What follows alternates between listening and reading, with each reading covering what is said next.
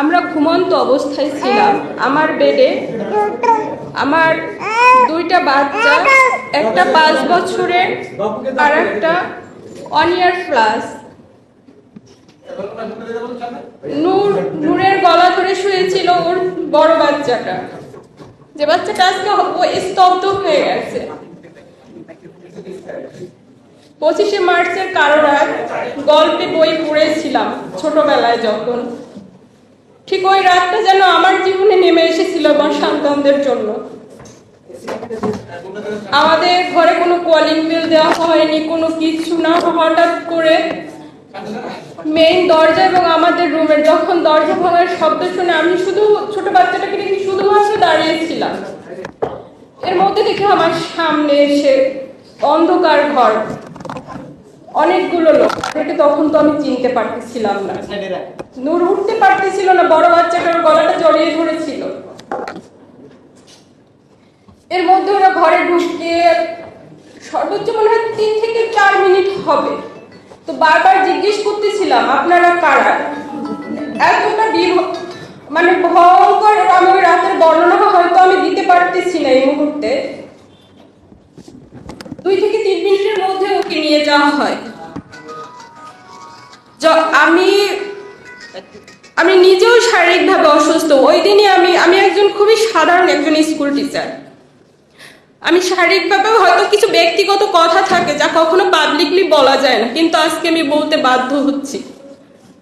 7 month running আমি pregnant, আর আমার 2টা বাচ্চা এই জায়গায় থাকে, ওর বাবার কাছেই থাকে। আমি যেহেতু চাকরি করি, ইভেন আবার নিজে অসুস্থ এখন, যার কারণে ওদেরকে ক্যারি করে আমার জব করা সম্ভব হচ্ছিল না। তো বৃহস্পতিবার দিন আমি আমার থেকে যখন ছুটি নিয়ে নিজের ডক্টর দেখানোর জন্য আসি, শুক্রবার দিন এসে আমি নামি। তো আমার বলতে খুব কষ্ট হচ্ছে।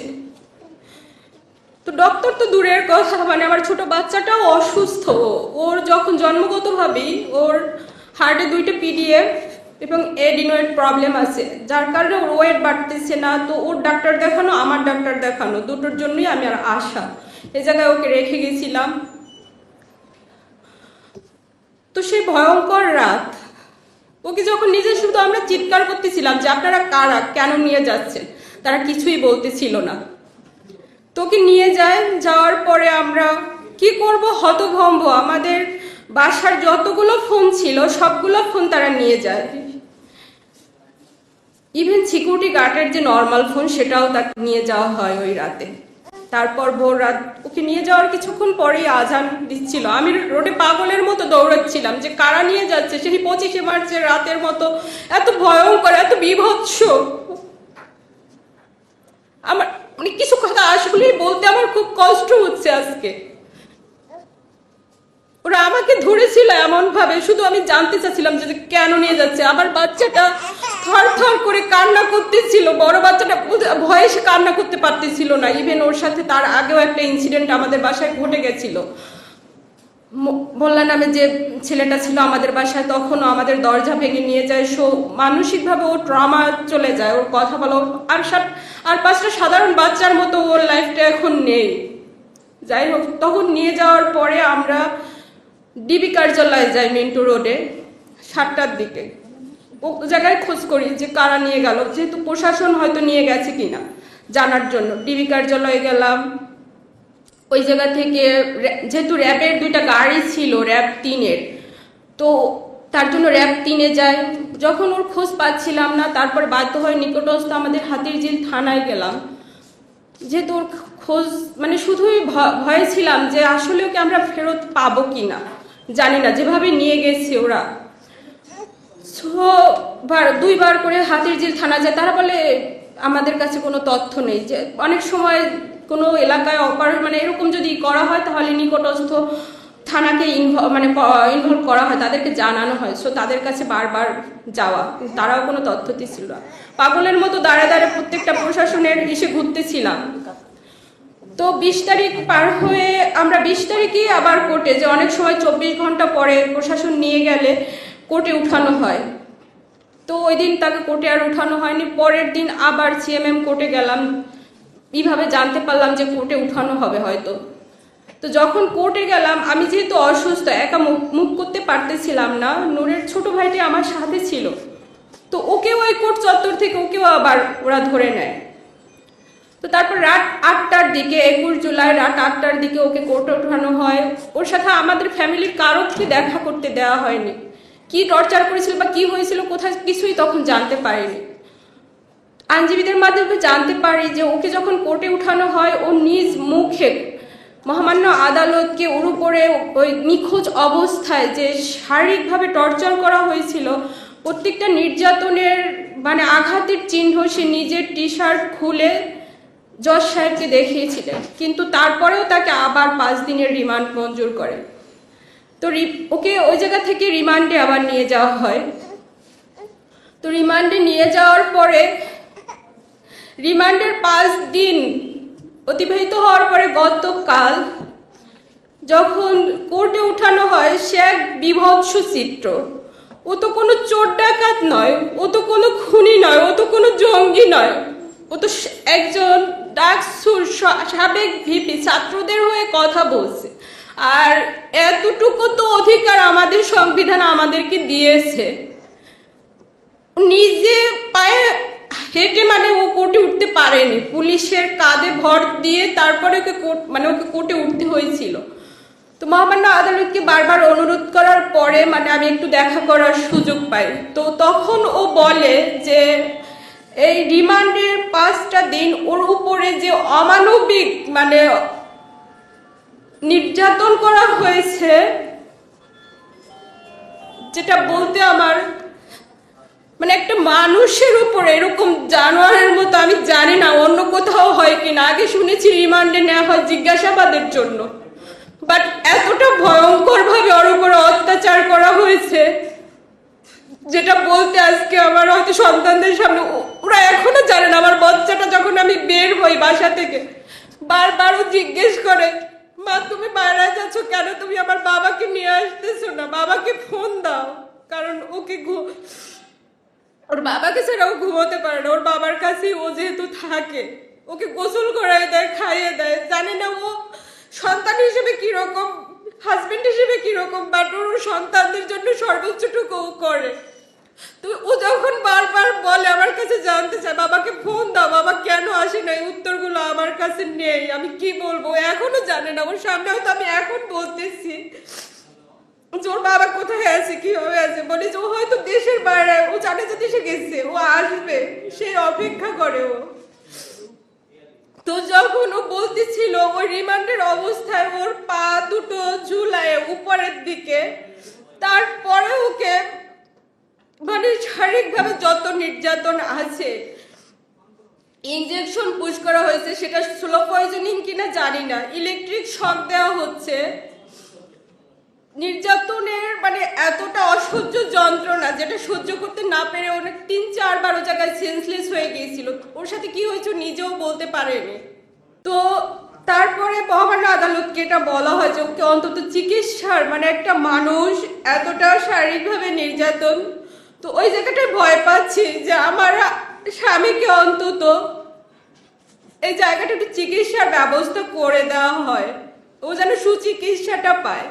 আর বারবার যদি এরকম একটা মানুষকে রিমান্ডে নিয়ে এরকম নির্যাতন করা হয়, ও তো কোনো অন্যায় করেনি, ও তো কোনো অপরাধ করেনি, ও তো কোনো ভাঙচুরের সাথে জড়িত নয়। ও শুধু নৈতিকভাবে, ও তো ওই ডাকসুর থেকে উঠে আসছে, ওই ছাত্র আন্দোলন থেকে 2018 ছাত্র আন্দোলন নেতৃত্ব ও দিয়েছিল, সেই জায়গা থেকে ও একটু হয়তো সাপোর্ট মানে নৈতিকভাবে সে সাপোর্ট করছে ছাত্রদের এই আন্দোলনটা, বাট ও তো এই সন্ত্রাসী কার্যক্রমের সাথে কোনোভাবে জড়িত না।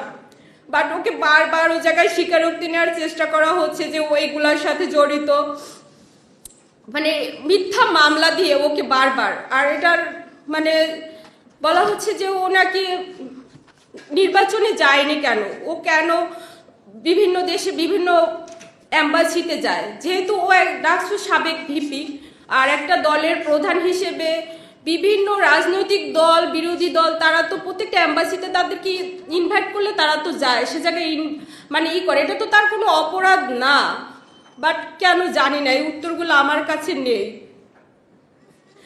তো আপনাদের মাধ্যমে শুধু এতটুকুই আমি বলতে চাই, আমার স্বামীর উপরে যেন এই নির্যাতনগুলো বন্ধ করা হয়। ও তো কোনো অপরাধ মানে, আর আমার সন্তানদের আমার মানে লাইফের এই সময়গুলো যেন কেড়ে নেওয়া না হয়। ওকে যেন মানে আমার সন্তানরা, বিশেষ করে আমার বড় বাচ্চাটা যখন স্কুলে যায়, হয়তো স্কুলে ও জায়গায় ওর ওই যে এর আগে কয়েকটা ঘটনা ওর লাইফে ঘটে গেছে, আর পাঁচটা সাধারণ বাচ্চা যেভাবে বড় হয় ওদেরও তো অধিকার আছে সেই সাধারণভাবে বড় হওয়ার, কিন্তু সেটা তো এর একটা বাচ্চার বা একটা মানুষের লাইফ থেকে কেড়ে নেওয়ার অধিকার তো কারণ নাই। তাহলে কি এই দেশে জন্মগ্রহণ করাটাই কি আমাদের পাপ হয়ে গেছে? জানি না। তো আমি শুধু এতটুকুই অনুরোধ করব, আপনাদের মাধ্যমে বা উপর মহলে যারা আছেন, ওর শারীরিক নির্যাতনটা আপনারা বন্ধ করুন। ও যেন রাজনীতি, আমার প্রজা আমার দরকার নেই, আমার রাজনীতি করতে হবে না, কারণ আমি খুব নিম্ন মধ্যবিত্ত পরিবার থেকে উঠে আসা নুরও তাই। আমাদের খুব চাওয়া পাওয়ার কিছু নেই। হয়তো নৈতিক জায়গা থেকে ওর মনে হচ্ছে দেশের রাজনীতি মানে সে জায়গা থেকে কথা বলছে, হয়তো সে কথাটা কি মানে খুব অন্যায় কিছু তো ও বলেনি। তো মিথ্যা এই জিনিসগুলা দিয়ে একটা মানুষের জীবনটাকে, তার পরিবারটাকে ধ্বংস করে দিবেন না আপনারা। আমার ছোট বাচ্চাটা খুবই অসুস্থ, ওর বারবার ট্রিটমেন্ট দরকার হয়, ফলো আপের দরকার হয়। আমি জানি না, সব বাচ্চারাই হয়তো তার বাবার জন্য খুব পাগল থাকে, বাট আমার বড় বাচ্চাটা যখন বলে মা তুমি রাগ করো না, আমি একটু আমার বাবাকে বেশি ভালোবাসি, তো এই জিনিসগুলো আমার নিতে খুবই কষ্ট হচ্ছে। ও ঘুমায় না, বাবা কখন আসবে, প্রতিদিন ওর অপেক্ষা, রাত যতটাই হোক খুব রাত জাগে ও ওর বাবার জন্য। বাবা যখন আসবে তখন সে ঘুমাবে বাবার সাথে। তাই আপনাদের কাছে মাধ্যমে শুধু আমার করজোর অনুরোধ, প্রয়োজনে ও রাজনীতি করতে আমার হাজবেন্ডকে আমি দিব না, শুধু আমাদের কাছে ফেরত দেওয়া হোক ওকে। ও তো কোনো অন্যায় করেনি, ও তো কোনো অপরাধ করেনি, এতটুকুই শুধু বলা। ওর শারীরিকভাবে যে নির্যাতন করা হচ্ছে, ওর যেন চিকিৎসার ব্যবস্থাটুকু করা হয়, ওকে যেন একটা চিকিৎসা সেবাটা দেওয়া হয়। ওকে বারবার মানে নির্বাচনের ওর মেইন এটাই হচ্ছে, তারা বারবার বলছে যে বারবার তাকে নির্বাচনে নেওয়ার চেষ্টা, বাট সে যায়নি কেন, সে অ্যাম্বাসিতে যায় কেন? সো এই জিনিসগুলোকে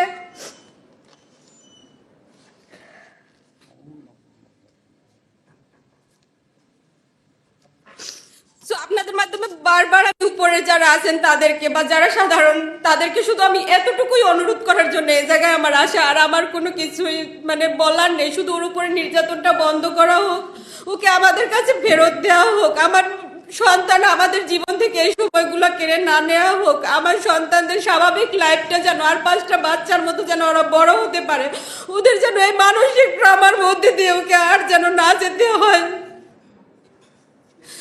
আর পাঁচটা বাচ্চার মতো মিশতে পারে না সব। তারপরেও এই সেই মোল্লাকে যখন ধরে নেওয়া হয় ও পুরাই মানে ভেঙে পড়ে। ও পুলিশ দেখলে এতটা ভয় পেত, মানে পুলিশের কাছে যেত না, যদি একটা গাড়ির শব্দ শুনে বাইরে বের হয় সে দৌড়ে চলে আসে। পুলিশ যেন ওর কাছে একটা আতঙ্কের নাম হয়ে দাঁড়িয়েছে।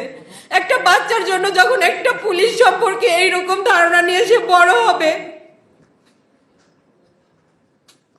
ওর স্কুলের টিচাররাও বলে ওরা পাঁচটা বাচ্চার মতো সবার সাথে মিশতে পারে, ওর ভিতরে যে একটা আতঙ্ক ঢুকে গেছে সেটা ও মানে সে জায়গায় তোকে আমি সাইকোলজিক্যাল কাউন্সিলিংও করানোর জন্য আমি ওকে ডক্টর দেখাচ্ছিলাম, তারপরে অনেকটা ইমপ্রুভ হচ্ছিল।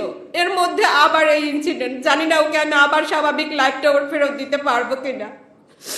তো আপনাদের মাধ্যমে আমি শুধু বারবার অনুরোধ করতেছি আমার হাজবেন্ডের উপরে এই নির্যাতনটা যেন বন্ধ করা হয়, এই নির্যাতনটা শুধু বন্ধ করেন, ওকে আমাদের কাছে আমাদের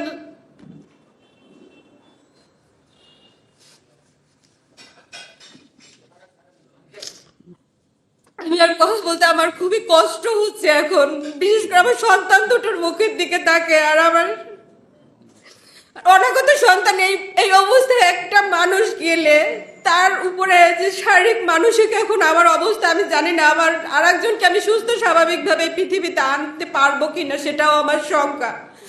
আমার নিজের মানে ডায়াবেটিক্স, হাই লেভেলের ডায়াবেটিক্স, ইনসুলিন নিতে হয়, তো এই দৌড়ি মানে ওকে এখন একটা মানে কোটপাড়ায় যাওয়া বা জেলখানায় যাওয়া একটু খোঁজ নেওয়ার মতো একটা মানুষও আমাদের এখন নেই। ছোট ভাইটা ছিল ওকেও ধরে নিয়ে যাওয়া হয়েছে যেহেতু। এখন এ সম্পর্কে আমার শ্বশুর নূরের বাবা একটু বলবেন। তো আপনাদের মাধ্যমে আমার শুধুই অনুরোধ যেন এটুকু একটু মানে করা হয়, যেন উপর মহল যারা আছেন ওর উপরে এই নির্যাতনটা যেন আপনারা আর না করেন, ওর চিকিৎসার ব্যবস্থাটুকু করে দিয়েন।